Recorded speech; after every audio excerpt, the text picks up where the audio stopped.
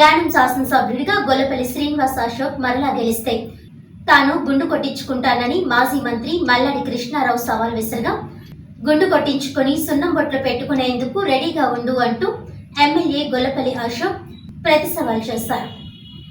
యానంలో 2 రోజుల క్రితం సూర్య రీక్రియేషన్ క్లబ్ వద్ద తన అనుచరులతో ధర్నా నిర్వహించిన మల్లాడి కృష్ణారావు ధర్నా సమయంలో తన రాజకీయ ప్రత్యర్థి ప్రస్తుత యానం శాసనసభ్యుడు గొల్లపల్లి అశోక్పై పలు ఆరోపణలు చేశారు. యానంలో పేకాట క్లబ్ల సంస్కృతి తెచ్చారని, పేకాట క్లబ్ల ద్వారా వచ్చే సొమ్ము 60% గొల్లపల్లికి అందుతుందన్నారు. ఇతనితో పాటుగా పలు పోలీసు అధికారులకు కూడా లంచాలు అందుతున్నాయని ఆరోపించారు. యానం శాసనసభ్యుడిగా గొల్లపల్లి అశోక్ మరలా విజయం సాధిస్తే తాను గుండు గీయించుకుంటానని శపథం చేయగా, గుండు గీయించుకునేందుకు సున్నం బొట్లు పెట్టించుకునేందుకు సిద్ధంగా ఉండు అంటూ మల్లాడికి ప్రతి సవాల్ విసిరారు. గత 25 సంవత్సరాలుగా యానంలో ఏం అభివృద్ధి జరగలేదని, నా హయాంలో అభివృద్ధి జరగాలని ఆకాంక్షిస్తుంటే మాజీ మంత్రి మల్లాడి అడుగడుగునా అడ్డుపడుతున్నారని గొల్లపల్లి అన్నారు. రీజెన్సీ పరిశ్రమ మూతపడడానికి కారణం ఎవరనేది, ఆ పరిశ్రమను తిరిగి ప్రారంభించడానికి ప్రయత్నాలు చేస్తుంటే అడ్డుకుంటున్నది ఎవరో కూడా యానం ప్రజలందరికీ తెలుసునన్నారు. రేపటి నుండి ప్రజల్లోకి వెళ్తానని, గతంలో నీ సారా వ్యాపారం దగ్గర నుండి ప్రస్తుతం నీ పెట్రోల్ బంక్ వ్యాపారం వరకు ప్రజలకు తెలియజేస్తానని అన్నారు. యానం మరియు పరిసర ప్రాంత ప్రజలందరికీ కూడా నా నమస్కారం. నిన్న గత ఆదివారం రాత్రి మన మాజీ మంత్రి మల్లాడి కృష్ణారావు గారు కొన్ని అవాకులు చవాకులు సవాళ్ళు కూడా విసరడం జరిగింది. కేవలం ఈరోజు చాలా రోజుల తర్వాత ఈ పత్రిక ముఖంగా మేము ఆల్మోస్ట్ ఒక గత నెల రోజుల నుంచి కూడా అనేక విధాలుగా ఒకరి మీద ఒకరు మాటలు యుద్ధం జరుగుతూనే ఉంది. యానం ప్రజలు ప్రతిదీ గమనిస్తూనే ఉన్నారు. మొన్న మరి ఈయన ఒక సవాల్ ఏంటి అంటే, నేను అశోక్ మళ్ళీ ఎలక్షన్ గెలిస్తే నేను గుండె గీయించుకుని తిరుగుతారని చాలా పెద్ద సవాల్ ఆయన చేశారు. దానికి మరి ముఖ్యంగా ఈయన గత 2021 ఎలక్షన్ టైంకి కూడా మాజీ మంత్రి గారు, మీ బాబుకి చూపిస్తా, మీ మావయ్యకి చూపిస్తా, మీ తాతకి చూపిస్తా, లేకపోతే నీకు చూపిస్తాను అని చెప్పి చాలా చెప్పించారు. చాలా ఇంకా రకరకాల ప్రేలాపనలు పేలారు. ఆయన చూపించింది ఏంటో కూడా నాకు ఇప్పుడు వచ్చేం అర్థం కాలేదు, కనబడలేదు. లేకపోతే నేను అవినీతి పరుని అయితే పేక కోసుకుంటానన్నారు, లేకపోతే ఊరు వదిలి వెళ్ళిపోతానని చెప్పి మాజీ ముఖ్యమంత్రి జగన్మోహన్ రెడ్డి గారి సభలో, నిండు సభలో 1,00,000 మంది సభలో ఆయన చెప్పారు. మరి మాటలన్నిటికీ ఒక సమాధానం చెప్పి యానం ప్రజలందరికీ కూడా నేను గుండె తీసుకుంటాను, లేకపోతే సొన్నం బొట్లు పెట్టుకుంటాను, ఇలాంటి మాటలు మాట్లాడితే చాలా బేషుగ్గా ఉంటుంది.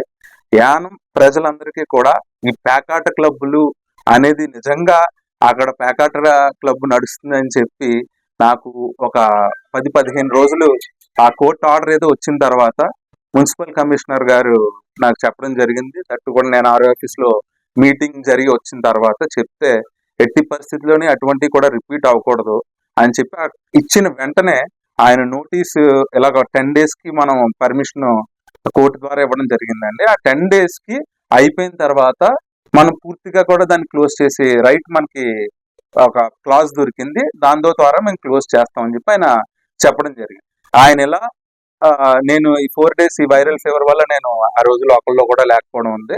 వెంటనే కూడా ఆయన ఇలా ఆయనకు క్లోజర్ నోట్ ఇచ్చి నాకు వాట్సాప్లో పెట్టి వెంటనే కాల్ చేసి మున్సిపల్ కమిషనర్ అనే వ్యక్తి, సార్ మీరు చెప్పినట్టే మేము అన్ని కూడా చేయడం జరిగిందని చెప్పారు. మరి ఈయనకి యానంలో మరి ఏ సమస్య లేనట్టు ఓన్లీ పేకాట పేకాట పేకాట.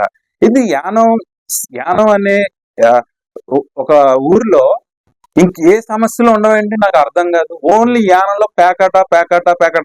ఎక్కడి నుంచి ఢిల్లీ వరకు వినిపించే అరుపు పెద్ద గట్టిగా అరిసేస్తే యానంలో ఏం అభివృద్ధి జరిగిపోయిందో 25 ఏళ్ళ నుంచి నాకైతే ఏం కనబడట్లేదు. ఒక రీజెన్సీ సంస్థ వచ్చి వెళ్ళిపోతుందంటే ఆయన ఒక మొత్తం వాళ్ళందరూ కూడా నా కాళ్ళ దగ్గరికి వస్తే నేను చేసేస్తాను, లేకపోతే రకరకాల నేను ఏదో పెద్ద తోపు లేకపోతే తురుము లేకపోతే చాలా గొప్పోడిని నేను. ఎంతమంది రాజకీయ నాయకులు, ఎక్స్ సీఎం గారు, నిన్న వైద్యలింగం గారు అనే వ్యక్తి నీ భోగోతం అంతా ఒక రోజు అవ్వలేదు మాట్లాడి ప్రెస్ మీట్ లో యానం ఏ రకంగా నాశనం అయిపోయింది, ఏ రకంగా ఇబ్బంది పడిందని చెప్పి. ఈ పేకాట అనే దానికి ఆల్మోస్ట్ ఒక టైంలో ధర్నా అమర నిరాహార దీక్ష చేసాం, అసెంబ్లీలో ధర్నా చేసి ముగించడం జరిగింది. ఆ తర్వాత ప్రతిరోజు ఇది ఒక అసెంబ్లీలో సీఎం గారు ఉంటారు, మరి ముఖ్యంగా మంత్రులు ఉంటారు, అందరూ ఉన్న దాంట్లో ఇటువంటివి రాకుండా ఒక చట్టం ఎందుకు చేయించలేకపోతున్నారండి? నాకు అర్థం కాదు. ఇది ఎమ్మెల్యే సంతకం పెడితేనో లేకపోతే ప్రజాప్రతినిధి పిలిస్తేనే వచ్చేసి ప్యాకాట్ క్లబ్లు నడిపేయడానికి ఏమైనా అవకాశం ఉందా ఎక్కడైనా? ఏ రకంగా ఇతను మాట్లాడతాడు? ముందు రోజు మూసేశారు, తర్వాత రోజు వెళ్ళి ధర్నా చేయడం. వేర్ ఈజ్ యానం ఎమ్మెల్యే అని ప్లకార్డ్. దేనికి దేనికి నేను స్పందించాలా నాకు అర్థం కాదు. ఒక ఒక ఒక ప్రభుత్వంలో ముఖ్యమంత్రి ఉన్నారు, మంత్రులు ఉన్నారు, అన్ని రకాలుగా అన్ని మేము చేయగలిగింది అన్ని చేసాం.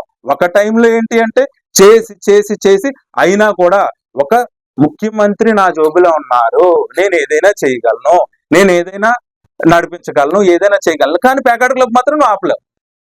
యానంలో అన్ని పనులు నేనే చేసేస్తున్నా, యానంలో అన్ని నేనే చూస్తున్నాను, కానీ ప్యాకాట్ క్లబ్ మాత్రం నువ్వు ఆపలేవు. అది ఓన్లీ ఎమ్మెల్యే చేయగలుగుతాడు. నేను ఈ క్షణం కూడా చెప్తున్నానండి, యానం నేను వచ్చిన తర్వాత అభివృద్ధి జరిగిపోయింది అని నేను చెప్పట్లేదు, కానీ అభివృద్ధి అడ్డుకుంటుంది మాత్రం మాజీ మంత్రి మల్లాడి కృష్ణారావు అనే వ్యక్తే.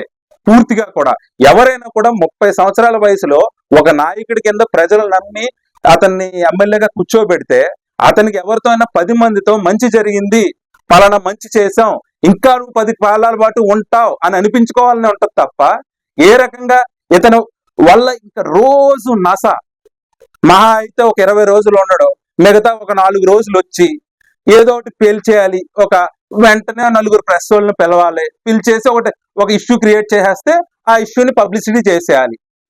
సింపుల్ గా రాజకీయ విధానంలో డైవర్షన్ పాలిటిక్స్ అన్నమాట ఇవన్నీ. ఏంటి అంటే ఏదో రకంగా తప్పు వేసేయాలి మీద.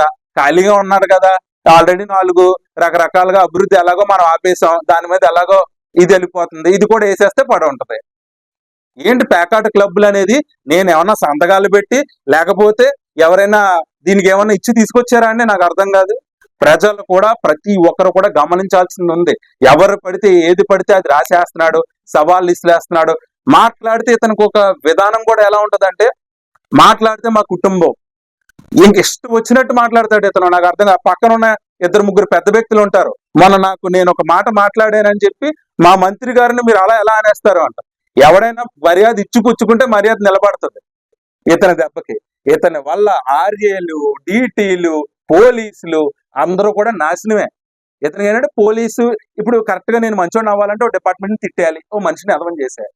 ఇదే తాపత్రయం తప్ప ఏమీ లేదు. యానం ప్రజలందరికీ కూడా కోరుకునేది ఏంటి అంటే, అందరూ కూడా ప్రజలు వాస్తవాలు నిజాలు గమనిస్తారని, ప్రతి ఒక్కరికి ఇంటింటికి కూడా ఇది చేరవాలి. ఎందుకంటే ఇన్ని రోజుల్లో కూడా మీరెప్పుడు కూడా మీకు వచ్చే టీవీలో కూడా నేను కనబడలేదు. నేను ఇక్కడ Kakinada ICDS urban project Dummalapeta sector ఆధ్వర్యంలో పోషకాహార మాసోత్సవాలు ఘనంగా నిర్వహించారు. ఈ సందర్భంగా ఏర్పాటు చేసిన సమావేశంలో దుమ్మలపేట సెక్టర్ సూపర్వైజర్ కె దయామణి మాట్లాడుతూ తల్లులు, గర్భిణీలు, శిశువుల పట్ల తీసుకోవాల్సిన పోషకాహార జాగ్రత్తలను వివరించారు. అదేవిధంగా రక్తహీనత లోపం లేకుండా ప్రతి ఒక్కరూ పౌష్టికాహారాన్ని విధిగా తీసుకోవాలని సూచించారు. ప్రస్తుతం అంగన్వాడీల ద్వారా అందజేస్తున్న పౌష్టికాహారాన్ని సద్వినియోగం చేసుకోవాలని కోరారు. అనంతరం పలువురు గర్భిణీ స్త్రీలకు శ్రీమంతం కార్యక్రమాలు నిర్వహించారు. అంగన్వాడీ వర్కర్లు ఏర్పాటు చేసిన పౌష్టికాహార ప్రదర్శన అందరినీ ఆకట్టుకుంది. ఈ కార్యక్రమంలో మాజీ కార్పొరేటర్ తుమ్మల సునీత రమేష్, అంగన్వాడీ వర్కర్లు, హెల్త్ సిబ్బంది, సచివాలయం సిబ్బంది తదితరులు పాల్గొన్నారు.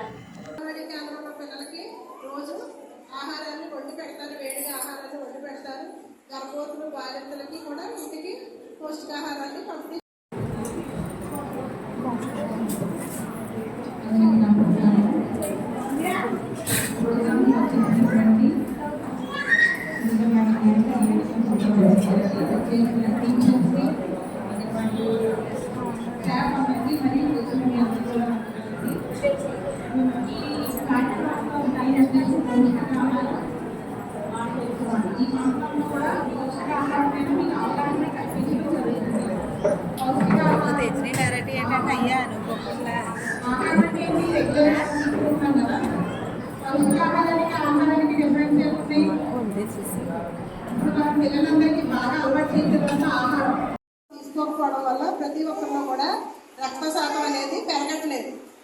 ప్రతి ఒక్కరు కూడా రక్తాన్ని ఇంప్రూవ్ చేసుకోవడానికి రక్త శాతం ఎక్కువ ఉన్న ఆహారాలు తినాలి. వాటి గురించి నేను మళ్ళీ మాట్లాడతాను. అదేవిధంగా రెండోది గ్రోత్ మానిటరింగ్, అంటే పిల్లల బరువు, పిల్లల పెరుగుదలలో పర్యవేక్షణ అనేది. గ్రోత్ మానిటరింగ్ అంటే పిల్లల పెరుగుదల పర్యవేక్షణ. ఆ పెరుగుదల పర్యవేక్షణ అనేది మా అంగన్వాడీ కేంద్రంలో ప్రతి నెల చేస్తారు.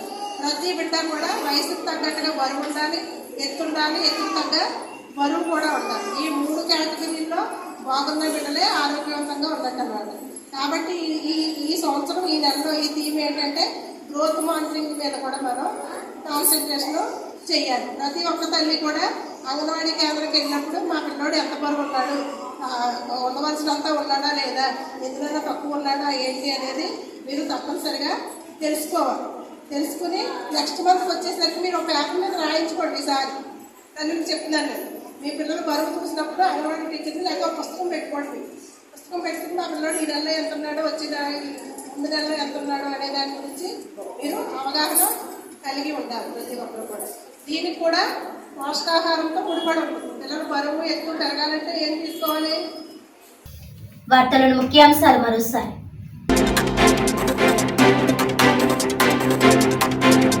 కేంద్రపాలిత ప్రాంతం యానంలో ఎమ్మెల్యే గొల్లపల్లి అశోక్, మాజీ మంత్రి మల్లాడి కృష్ణారావు పరస్పర సవాళ్లు. వచ్చే ఎన్నికల్లో గొల్లపల్లి మరలా గెలిస్తే గుండు గీయించుకుంటానన్న మల్లాడి.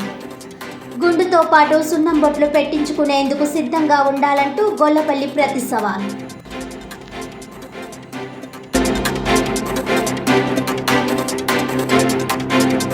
తిరుమల తిరుపతి దేవస్థానం లడ్డూ ప్రసాదం కల్తీకి నిరసనగా కూటమి నాయకులు ప్రాయశ్చిత్త దీక్షలు.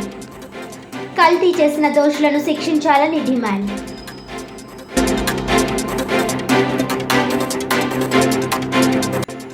కాకినాడ ఐసీడీఎస్ అర్బన్ ప్రాజెక్ట్ దుమ్ములపేటలో ఘనంగా పోషకాహార మాసోత్సవాలు. పోషకాహార ఆవశ్యకతను వివరిస్తూ ప్రభుత్వం అందిస్తున్న పోషకాహారాన్ని గర్భిణీలు, తల్లులు సద్వినియోగం చేసుకోవాలన్న సూపర్వైజర్ దయామణి.